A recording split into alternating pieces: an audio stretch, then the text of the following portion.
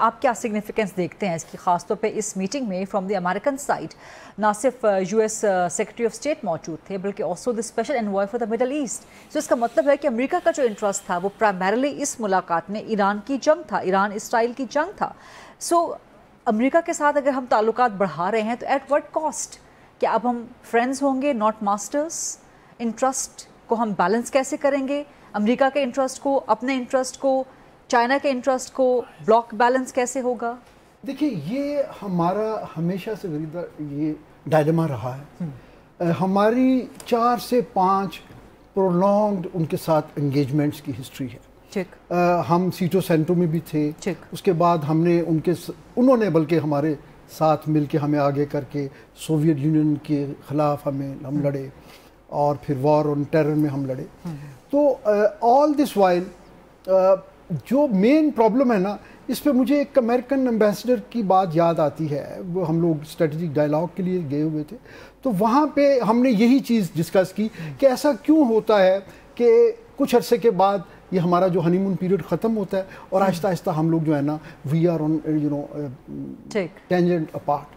تو اس نے یہ بات کہی، اس نے کہا کہ this is the typical case of expectation management, کہ امریکہ آپ کو انگیج کرتا ہے کچھ اور ایکسپیکٹیشنز کے ساتھ، اور آپ امریکہ کو انگیج کرتے ہیں کچھ اور ایکسپیکٹیشن کے ساتھ. کلیشنگ انٹرسٹ، جی، ڈفرنس آف انٹرسٹ. وہ کچھ عرصے کے لیے تو ہم مل کے چلتے ہیں.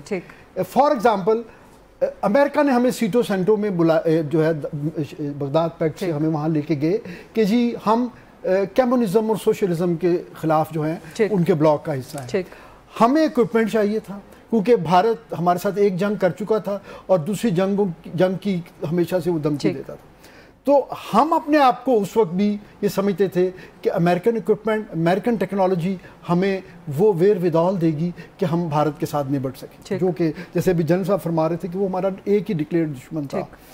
تو پھر اس کے بعد اسی طرح آپ دیکھیے کہ افغانستان میں دونوں جنگوں میں یہ ہوا کہ کسی ایک سٹیج پہ آ کے وی ور آن ڈائیورجنٹ کورس.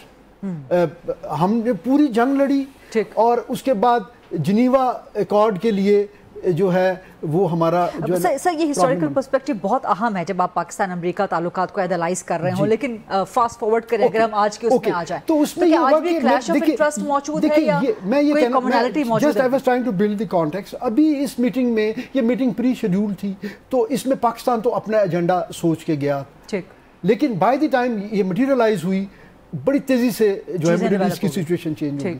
تو بجائے اس کے کہ پاکستان کے سارے پوائنٹس ایجنڈا پہ ہوتے اور اسی پرائیورٹی یا ترتیب سے ہوتے، it was overwhelmingly in the background of Arab Israel conflict. تو اس میں پاکستان کا ایک رول اس طرح بنتا ہے کہ پاکستان اس ریجن کی ایک بڑی طاقت ہے. We are sitting just next door to Iran, اور وہ اس سے ہمارا سگنیفیکنس اور بڑھتا ہے. پاکستان کیا پرووائڈ کر سکتا امریکہ کو؟ امریکہ کو پرووائڈ کرنا نہ کرنا تو بات کی بات ہے. دیکھیں انہوں نے اس کی ایک انوائرمنٹ سیٹ کی ہے نا، انہوں نے خطے کے سارے عرب ممالک کو کسی نہ کسی طرح ان کو بینائن کر دیا ہے، اور وہ کنڈیوسیو انوائرمنٹ انہوں نے پرووائڈ کی اسرائیل کو میسو اٹیک کے لیے. خود وہ اپنے سیٹلائٹ بیسس سے ان کو ایئر ڈیفنس پرووائڈ کر رہے ہیں.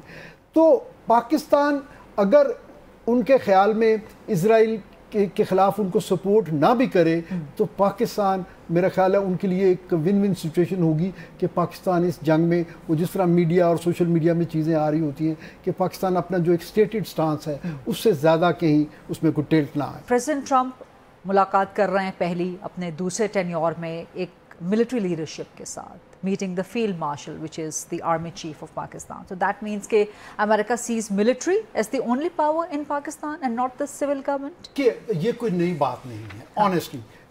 میں تھوڑا سا جنرل صاحب سے اختلاف کے ساتھ، یہ پہلے بھی ایسے ہوتا ہے، ان کو ایگزیکٹ پتا ہوتا ہے کہ ہم نے کس سے بات کرنی ہے اور فوٹو سیشن کس کے ساتھ کرنا ہے.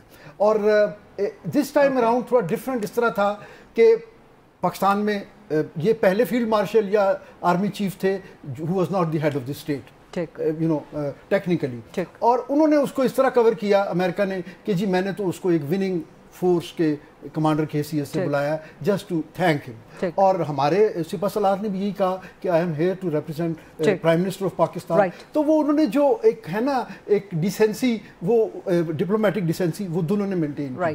لیکن امریکہ کو بھی یہ پتا ہے کہ اس وقت پاکستان کے مسائل کیا ہیں. سیکیورٹی, ٹیررزم, اکانومی, ان 3 چیزوں کو اس وقت آرمی سپورٹ کر رہی ہے. Army in front, S I F C, terrorism ہمارے سول کے پاس کیپیسٹی نہیں ہے, مجبوراً آرمی کو کرنا پڑ رہا ہے پچھلے 20 سالوں سے.